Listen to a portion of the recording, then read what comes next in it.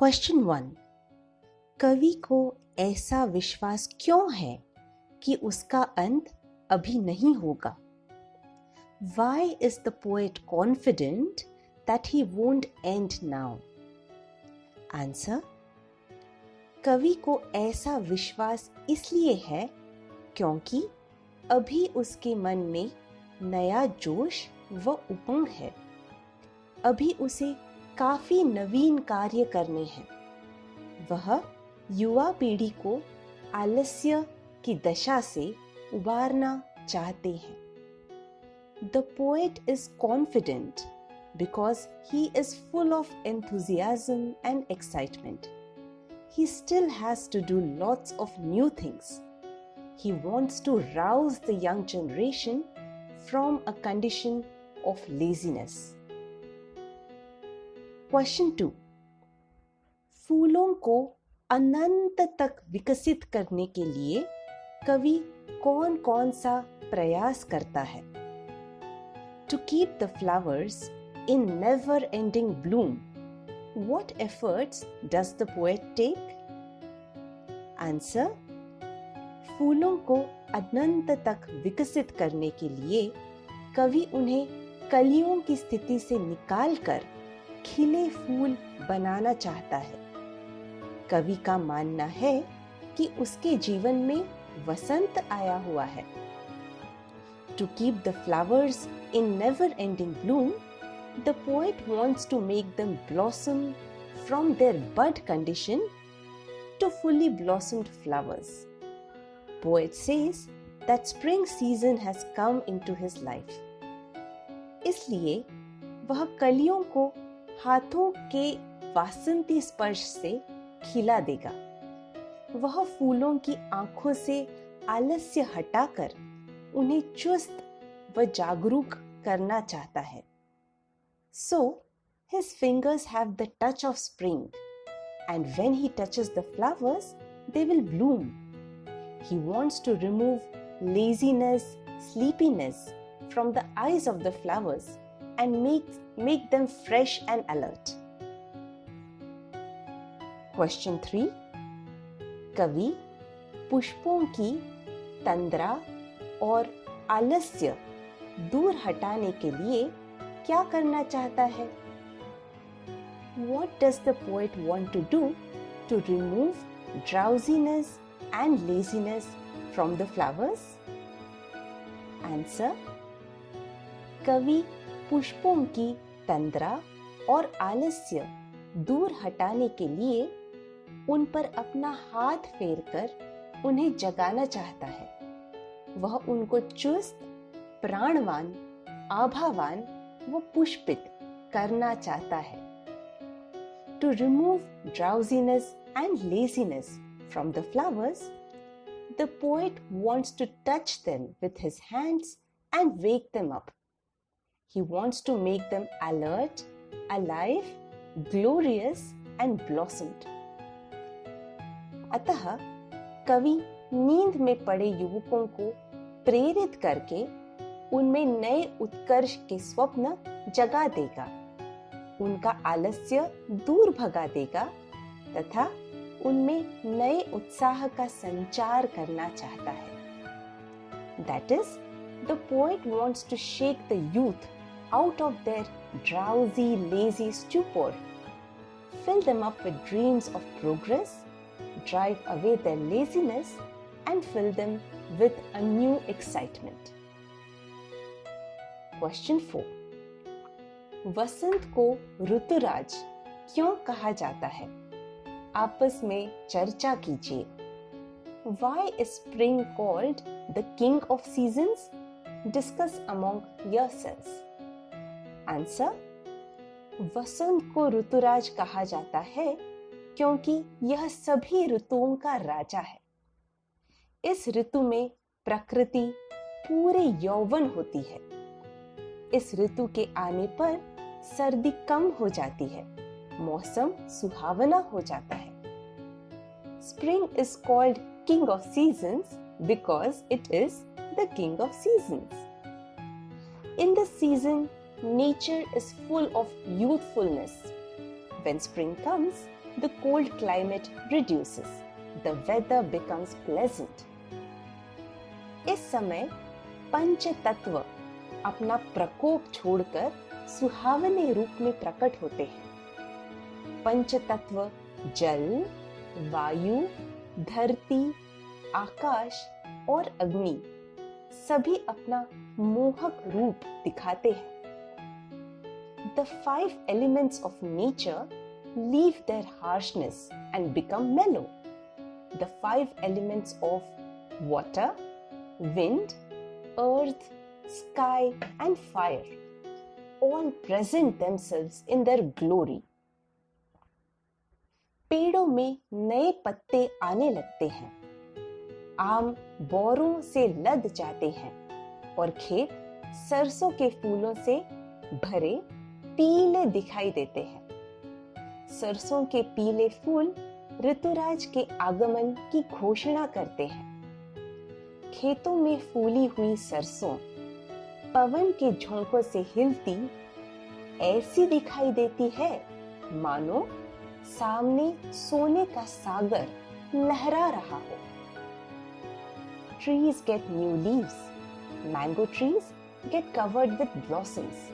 And mustard fields turn yellow with their flowers.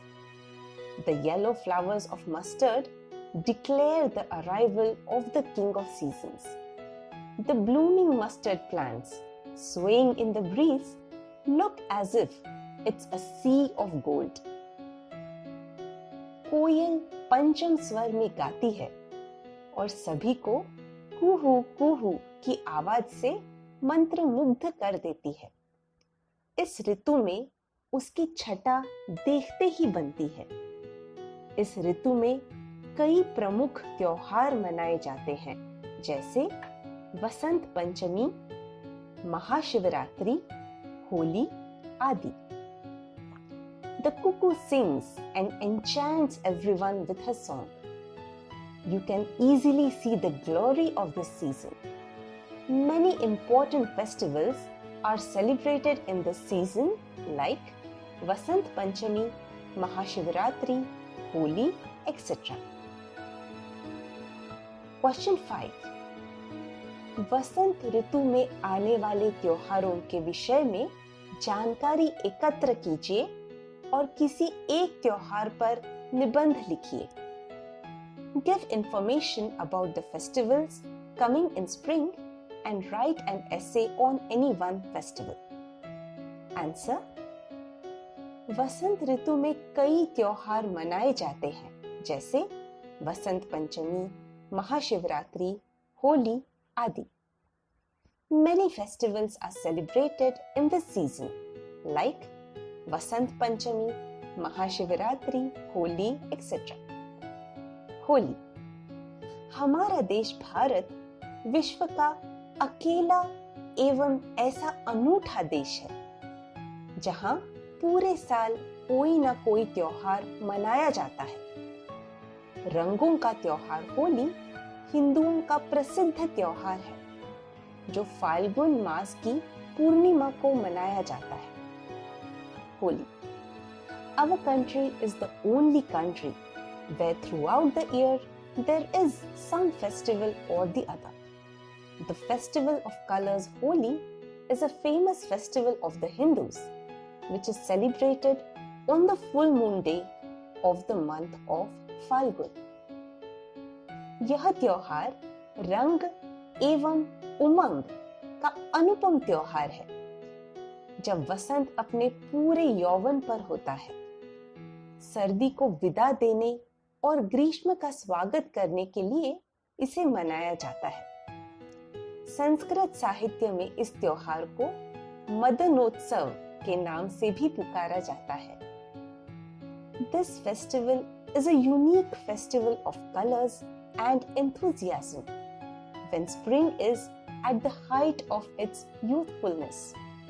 It is celebrated in order to bid farewell to the winter and welcome the summer.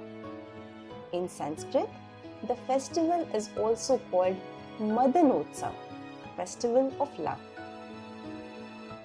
Holi के संबंध में एक पौराणिक कथा प्रचलित है कि भगवान विष्णु के परम भक्त प्रहलाद को अग्नि में जलाने के प्रयास में उसकी बुआ होलिका अग्नि में जलकर स्वाहा हो गई थी। इस घटना को याद कर प्रतिवर्ष होलिका दहन किया जाता है। About Holi, there's a mythological story that while trying to kill Lord Vishnu's devotee Prahlad in a fire, his evil aunt Holika got burned instead. To commemorate this, every year, the Holika Dahan, the holy bonfire, is done. दूसरे दिन फाग खेला जाता है। इस दिन छोटे बड़े, अमीर गरीब आदि का भेदभाव मिट जाता है।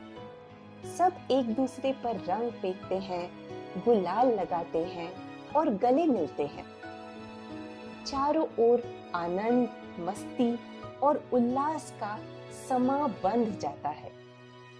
ढोल पर थिरकते मजीरों की ताली भेदभाव भुलाकर अपने शत्रु को भी गले लगा लेते हैं। The next day, colors are played. Division between young and old, rich and poor gets removed. Everyone throws colors on each other, apply gulal and hug. There is an atmosphere of happiness, fun and excitement everywhere. Dancing and swaying to drum and music, people forget their differences and embrace their enemies also. परंतु कुछ लोग अशोभनीय व्यवहार कर इस त्योहार की पवित्रता को नष्ट कर देते हैं। हमारा कर्तव्य है कि हम होली का त्योहार उसके आदर्शों के अनुरूप मनाएं तथा आपसी वैमनस्य, वैर भाव, घृणा आदि को जलाकर एक दूसरे पर गुलाल लगाकर आपस में प्रेम, एकता और सद्भाव बढ़ाने का प्रयास करें। But some people behave badly and destroy the sanctity of this festival. It's our duty that we celebrate this festival in a decent manner. Burn inhumanity, enmity, hate in the holy bonfire and try to increase love, unity and goodwill by applying gulal on each other. Holi के अवसर पर आओ एक दूजे पर गुलाल लगाएं, अपने सब भेदभाव भुलाकर प्रेम और सद्भाव बढ़ाएं। On the occasion of Holi, come let's apply gulal on each other, end all our differences and increase love and goodwill.